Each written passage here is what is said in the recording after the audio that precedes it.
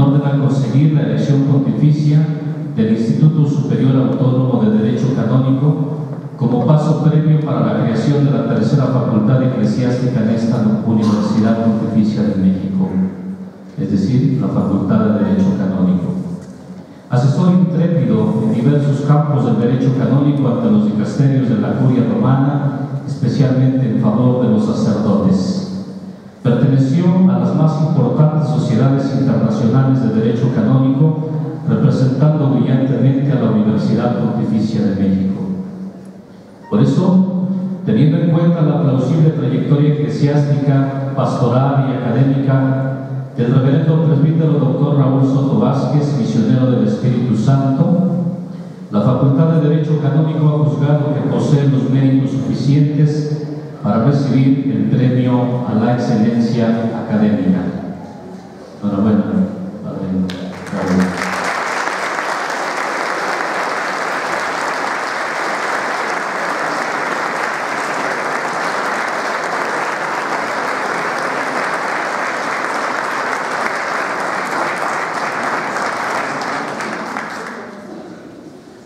La Universidad Pontificia de México otorga el premio al mérito académico al profesor Dr. Raúl Soto Vázquez, docente de la Facultad de Derecho Canónico, destacando sus cualidades y dedicación como catedrático en nuestra casa de estudios, Alma Veritat Hispanas.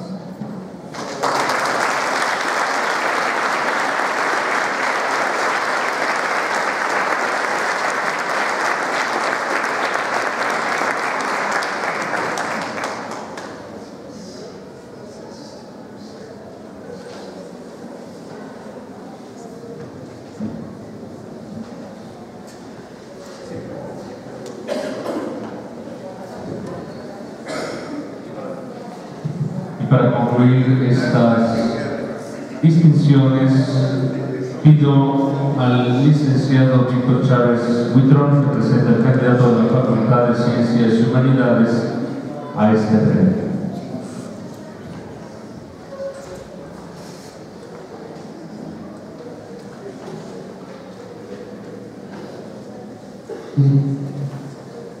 De todos los días de su voz, pero les aseguro que no se debe a la grapa matutina de la universidad.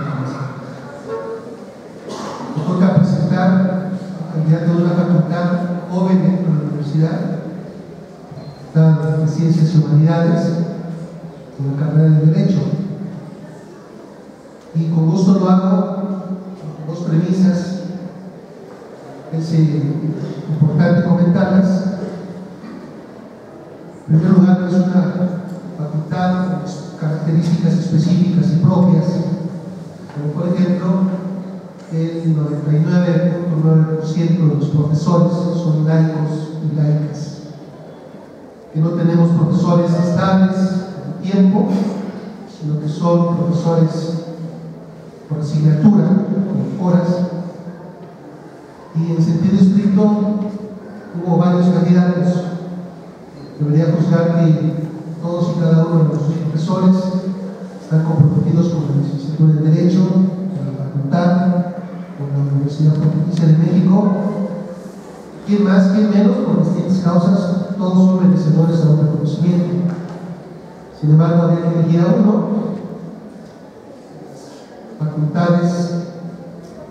Las autoridades de la facultad, soy yo, que quise ayudar a los alumnos, bien el consejo de la Secretaría Técnica que tenemos en la facultad, para elegir el que sería galardonado en esta mañana.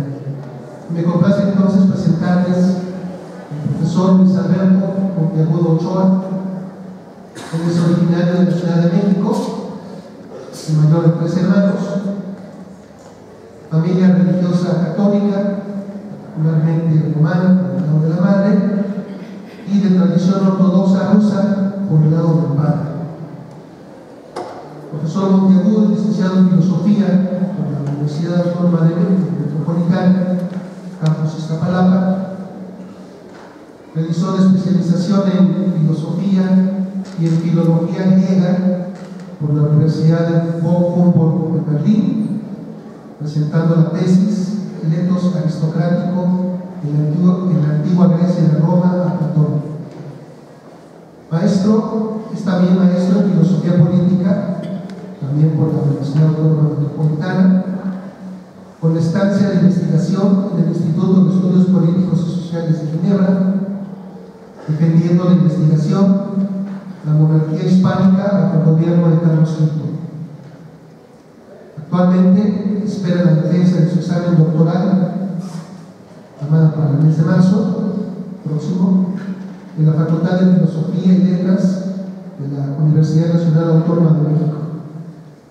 Tesis titulada y aprobada Economía, un estudio sobre el concepto de pueblo de Juan Jacobo Rousseau.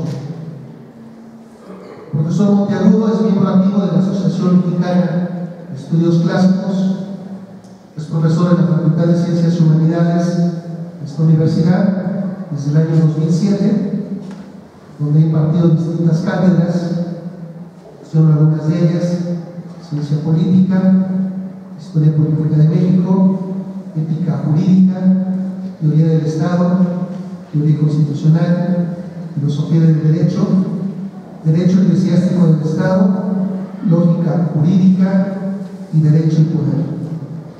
Recientemente el profesor Monteagudo se ha incorporado a la facultad como el único profesor de medio tiempo, colaborando con un servidor, y le hemos pedido la encomienda de dirigir el Centro de Investigación de la Facultad de Ciencias y Humanidades. Al final, los alumnos y el servidor, nos pareció que el profesor Monteagudo se hacía acreedor a este reconocimiento porque ha logrado conjugar tres características poco comunes. Por un lado, ser muy estricto en lo académico, ser muy exigente como profesor y a la vez ser también muy querido por los alumnos. Enhorabuena, profesor Monteagudo.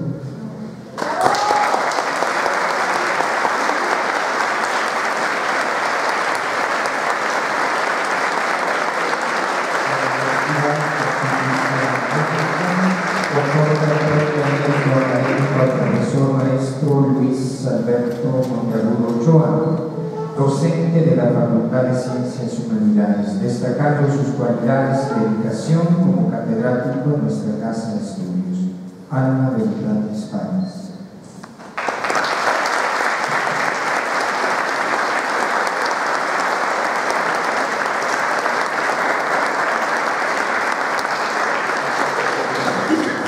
Así concluimos este acto oficial de reconocimientos y declaraciones hacia nuestros profesores. Pedimos a nuestro presidium que baje y le pedimos precisamente a nuestros galardonados en este premio al mérito académico que pasen a tomar posición también en este para que ellos realicen la lectio brevis que es típico en estos actos académicos en nuestras universidades eclesiásticas dictar.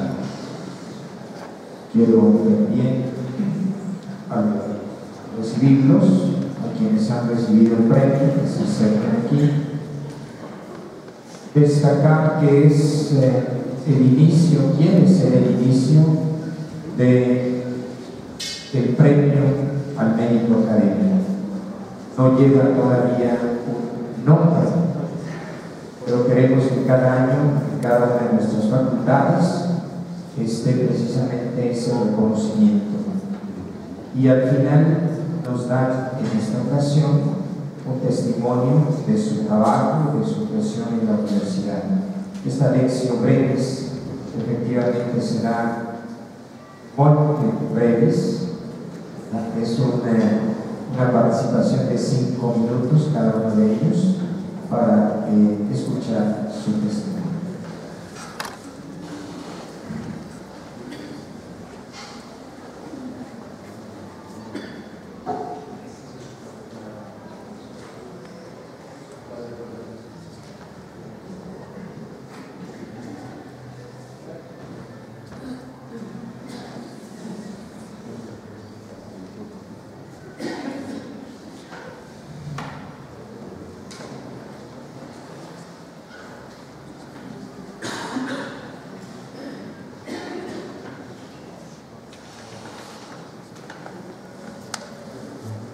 ilustre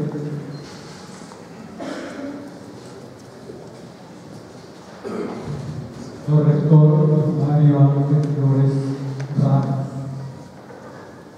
presbítero doctor don Roberto Jaramillo Escutia, decano de la Facultad de Teología, auditorio bien distinguido.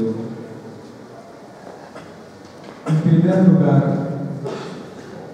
agradezco a esta venerable, reconocida y amada institución de la Universidad Pontificia de México por haberme invitado a formar parte del claustro de profesores a través del muy ilustre señor canónigo don Jesús Guiza y Valencia, en paz descanse, entonces coordinador de teología dogmática en el año de 1993. La Universidad Pontificia es para mí la máxima casa de estudios de la Iglesia de México. Es el lugar donde se hace la teología por alumnos y profesores, para luego ser los contenidos renovados y actualizados de la predicación, de la catequesis y del querigma mismo. En otras palabras, una teología orientada a la pastoral diocesana. La Universidad Pontificia es para mí el lugar, el hábitat en donde los discípulos y misioneros entran en comunión con su Señor, escuchan y profundizan su palabra para hacer participar a los otros de todo lo que han visto, tocado y experimentado. En segundo lugar, en mi experiencia teológica como profesor de esta institución, me encontré con 4 instancias apremiantes y motivadoras en la realización concreta de mi trabajo. Primero, la fe personal como fe de la comunidad eclesial, que inquieta siempre al creyente a que busque su propia comprensión actualizante, su inteligencia, su explicación. Es la vida escuela de intelecto que crea una gran responsabilidad de comunicarla e inculturarla. Segundo, el contexto epocal en que viven los seguidores de Jesús de Nazaret. No se puede vivir la fe, profundizarla teológicamente, si no se escuchan los gritos de tantos hombres y mujeres de nuestras diócesis, que claman a Dios pidiendo justicia, paz y bienestar. No se puede hacer teología a ojos cerrados ante la miseria humana en muchos aspectos.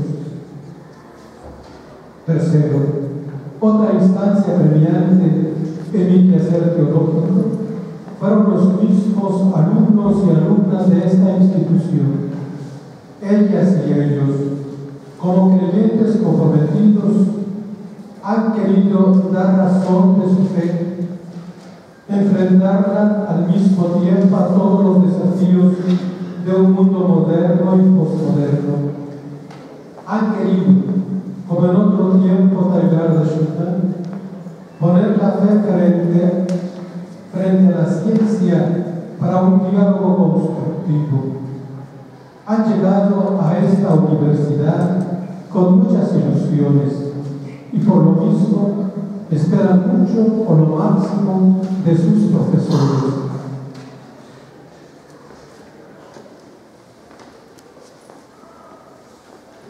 Mucho contribuyó en mi servicio en esta universidad el ejemplo estimulante y motivador del claustro de profesores, su alegre y largo trabajo de investigación, sus producciones científicas, su apoyo incondicional y su amistad sincera. En tercer lugar, según mi parecer, una de las modestas contribuciones en esta Universidad Pontificia en el campo de la teología es la insistente acentuación en los 5 estatutos de la misma que la conforman y la identifican. El primer estatuto consiste en el carácter científico de la teología, que la obtiene por su método, su inteligibilidad, su comunicabilidad, por sus fuentes y no por su ajuste a un concepto empírico de ciencia que no es el único. La cientificidad teológica se ejerce en la misma cátedra magisterial y sobre todo en los trabajos científicos realizados por los alumnos para la obtención de los grados de bachillerato, licenciatura y doctorado. Con mucha razón se ha definido la teología en el pasado como la ciencia fide y después la ciencia fide status scientiae, o también como el intellectus fidei. El segundo estatuto lo constituye la definición hermenéutica de la teología. Las primeras comunidades cristianas neotestamentarias realizaron esta delicada tarea. Fieles a la memoria de Jesús, se vieron en la necesidad de actualizar por el impulso del Espíritu Santo aquella inolvidable memoria a las necesidades de sus comunidades, ya fuera de orden misionero, apologético, catequético, etc. La Iglesia, a través de su teología, sigue desarrollando este ministerio ahora en contextos diferentes. Otra de mis acentuaciones en mi tarea teológica es entender la teología como lenguaje que articula la experiencia de Dios que hace la Iglesia y el teólogo mismo.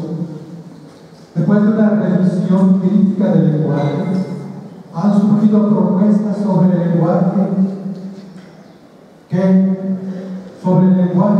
de alguna manera expresa el misterio inefable e inenarrable de Dios.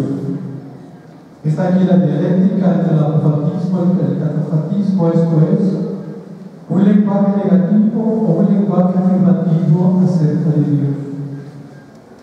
La contribución de mi encomienda teológica es la acentuación del estatuto contemplativo del quehacer teológico.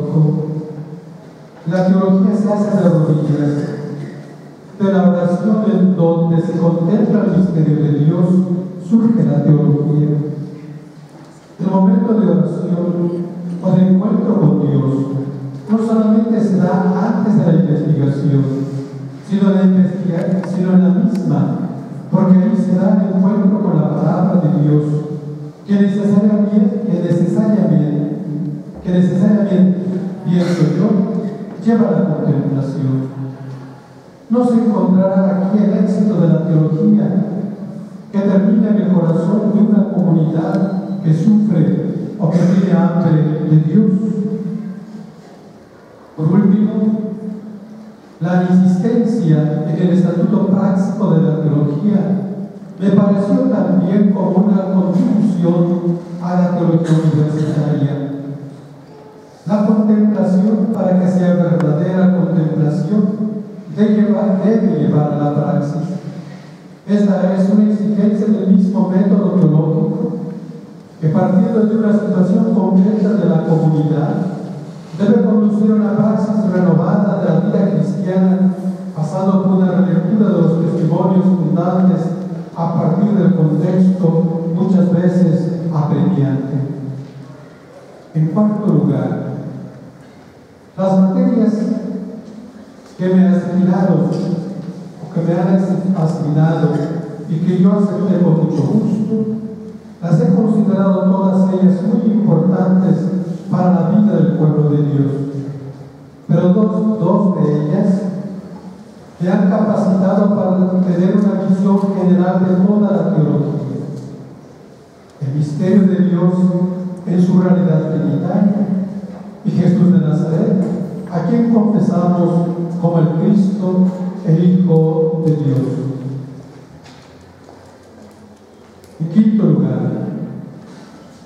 Otra de mi sencilla contribución a esta insigne universidad fue mi servicio de coordinador del área de teología dogmática y después como decano de la Facultad de Teología. En lugar, ya por último, mi reflexión teológica en la universidad ha comenzado a dar algunos frutos en breves publicaciones, pensando siempre en los destinatarios. Primero, una síntesis cristológica con el título Tú eres el Cristo. Segundo, un libro pequeño con el nombre de la teología en diálogo con el tercer milenio. Se trata de una introducción a la teología con las nuevas exigencias. Un tercer escrito con el título ¿Dónde está Dios cuando el hombre sufre? Otra producción más con el título Fuera del mundo no hay salvación. Se trata de un breve curso de soteriología con referencia a las mediaciones de salvación. Este breve escrito será publicado muy pronto, ha sido aceptado ya por la editorial Verbo Divino. Una última producción es sobre el Espíritu Santo, que espero muy pronto se publique, está ya en prensa. Muchas gracias a todos, a las autoridades, por este reconocimiento, pidiendo también disculpas por todas mis limitaciones. Gracias.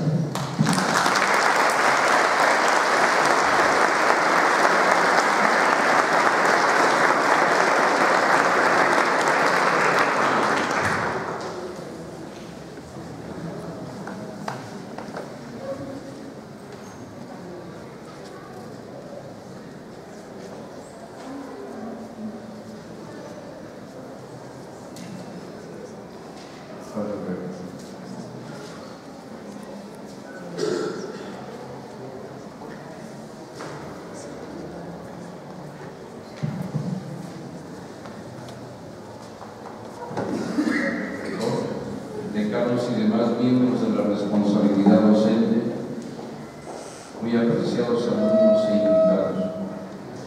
Agradezco sinceramente esta distinción que yo no busqué, ni siquiera se me hubiera ocurrido pedirla, pues he sentido que era un deber como herencia de los fundadores el promover a sacerdotes y religiosos en la búsqueda de soluciones cristianas al torbellino de dificultades que nos presenta el mundo actual.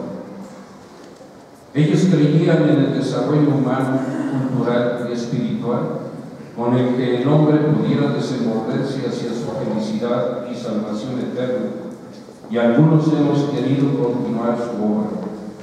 Con gusto he aceptado el reto y he tratado de ser eficiente. Tras 5 años de enseñanza de la filosofía en nuestro filosofado en Guadalajara, a finales del año 80 fui destinado a titularme en Roma. De ninguna manera me disgustó el proyecto, en razón de que muchos de los interrogantes de la mente y el corazón humanos también necesitaban un apoyo en este campo para compaginarlo con su convicción religiosa y con su destino. Ingresé a la universidad conocida como evangélico oficialmente, Pontificia Universidad de Santo Tomás en la ciudad. Mientras cumplía con los requisitos académicos, me enteré de las gestiones para la refundación en México de la Universidad Pontificia Mexicana. Terminé los requisitos de la licencia y los propios del doctorado antes de la elaboración de la tesis. Como medio más adecuado para este cometido, pedí concentrarme en España y me fui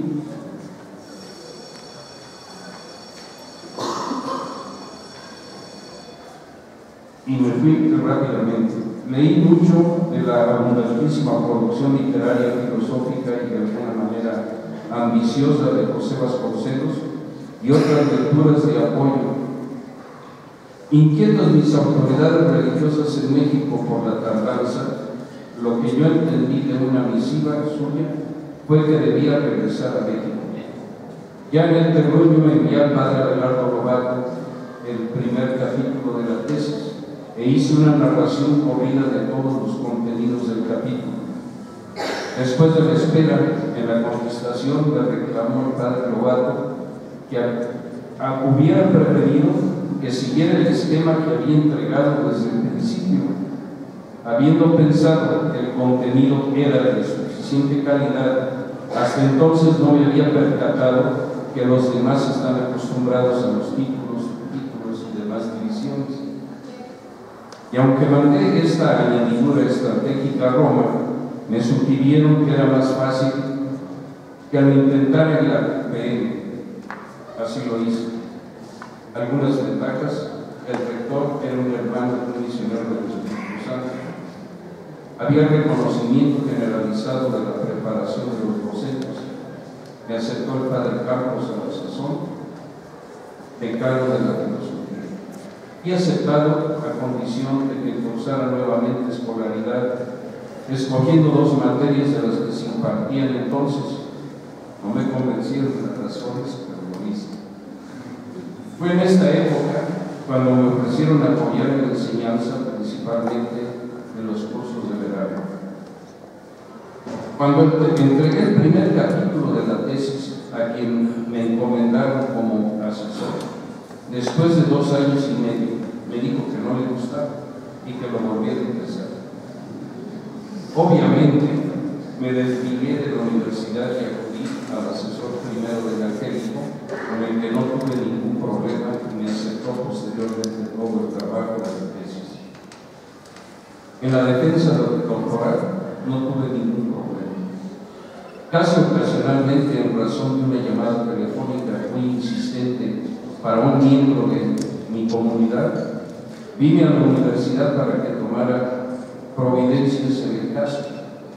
Y un nuevo decano, el padre Alejandro Hostos, me invitó a colaborar en la universidad, cosa que estoy cumpliendo hasta la fecha. Mis recursos son los contenidos del aprendizaje de mi vida, desde ciertos estudios preconciliares, afición por las ciencias científicas, cuestiones de arte y en general amor a la cultura. Tengo reconocimiento oficial de lo que quiere decir amor a la salud. Considero que mis responsabilidades son facilitar lo más posible el aprendizaje de los alumnos, aún acercándome a lo incondicional. Evitar presentaciones enredosas. Favorecer el diálogo en toda la amplitud, siempre humanizante y constructiva. Intentar que los alumnos saboreen el crecimiento íntimo que produce el conocimiento de la firmeza filosófica. Contagiar a los alumnos el deseo de la fundamentación racional, base de la adaptación a un auténtico humanismo. La búsqueda de una aplicación a la problemática humana para que encuentre un acceso hacia su llamada a la felicidad. Y según la propuesta de San Agustín, que cada lucecita que se enciende en lo íntimo sientan el contacto del verbo de Dios. Por otra parte, en estos últimos años la universidad se ha convertido en un remanso que me libera de las angustias presentes de toda índole. Represento la especie de extinción de una de las dedicaciones más apreciadas por los fundadores. Cuando yo entré a esta congregación, muchos miembros se dedicaban a la enseñanza y a la formación completa de sacerdotes, religiosos y todos los que desearan una elevación espiritual. A los 100 años de vida, unas autoridades se han adueñado parasitísticamente del carisma, de la misión, los bienes y las personas de esta congregación.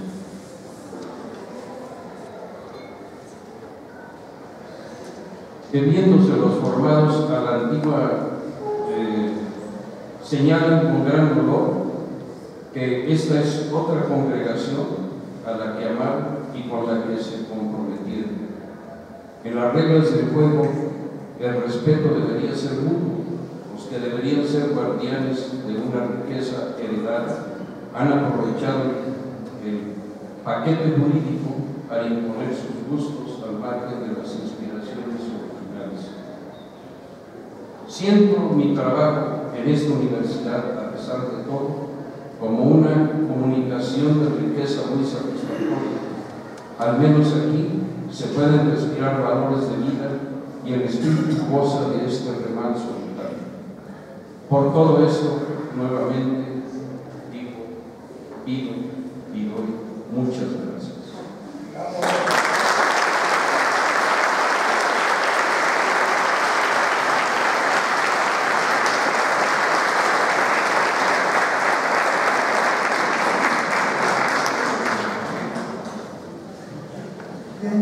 Pues yo quisiera nada más decir